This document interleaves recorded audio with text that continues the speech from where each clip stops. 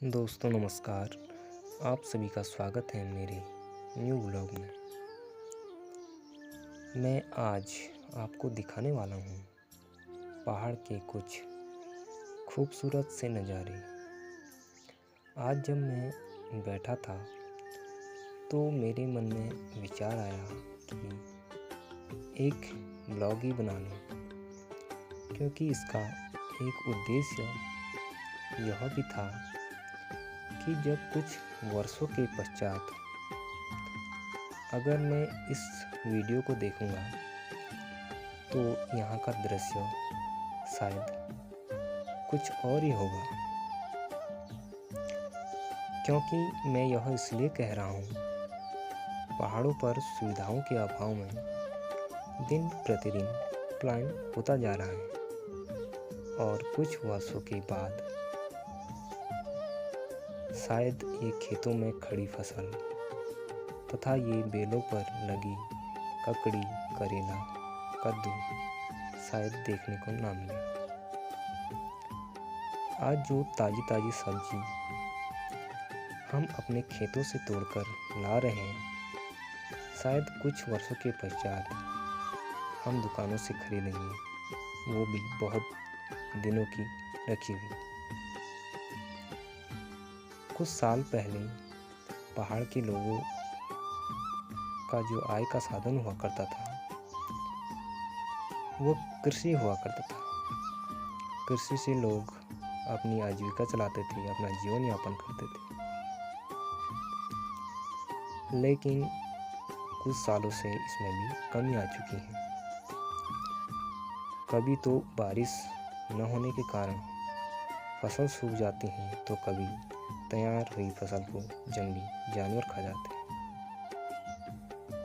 पहाड़ के लोग अपनी फसल को लगाने में दिन रात मेहनत करते हैं, लेकिन परिणाम अपेक्षा के अनुरूप नहीं मिल पा रहा है। इसलिए पहाड़ी पलायन के लिए मजबूर हो जाता है। कोई भी व्यक्ति अपनी मातृभूमि, पितृभूमि को छोड़कर जाना नहीं चाहता है, लेकिन चंद पैसों के कारण उसे मजबूरी में पहाड़ को छोड़ना पड़ता है। पहाड़ को छोड़ने के बाद अब उसे रोजगार तो मिल जाता है, लेकिन वो शुद्ध हवा, वो शुद्ध पानी और सुंदर सा वो स्वच्छ वातावरण उसे नहीं मिल पाता है। वो एक चारदीवारी में कैद हो जाता है। याद तो उन्हें भी खूब पहाड़ों की आती हैं, लेकिन चंद पैसों के कारण उन्हें उन यादों को फिर से समेटना पड़ता है। तो मैंने पलायन के ऊपर एक पंक्ति लिखी है, जिसे मैं आप लोगों के बीच शेयर करना चाहता हूँ। लोग यूं ही नहीं पलायन कर जाते हैं, लोग यूं ही नहीं पलायन कर जाते हैं, क्योंकि लोग फसल को बचाने का हर नुस्खा अपनाते हैं, क्योंकि लोग फसल को बचाने का हर नुस्खा अपनाते हैं, अंततः असफल हो जाते हैं। इसलिए ही लोग पलायन कर जाते हैं।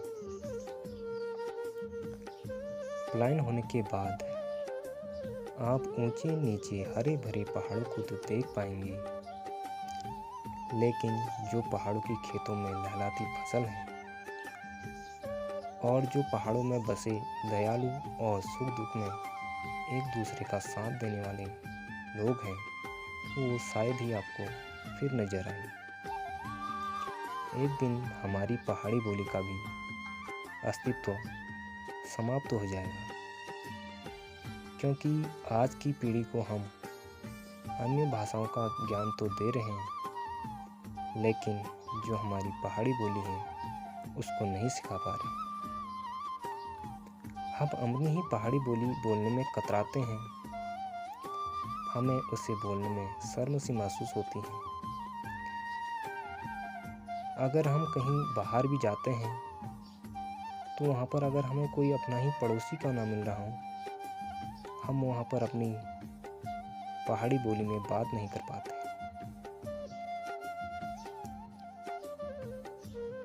अगर हमें पहाड़ी बोली को बचाना है तो हमें अपने दैनिक वार्तालाप में पहाड़ी बोली का उपयोग करना होगा। इसलिए ही पहाड़ी बोली का जो है अस्तित्व बना रहेगा। अगर हमके पहाड़ी बोली के बचूं छे तो हमके अपन दैनिक वार्तालाप में एक प्रयोग करना पड़ल और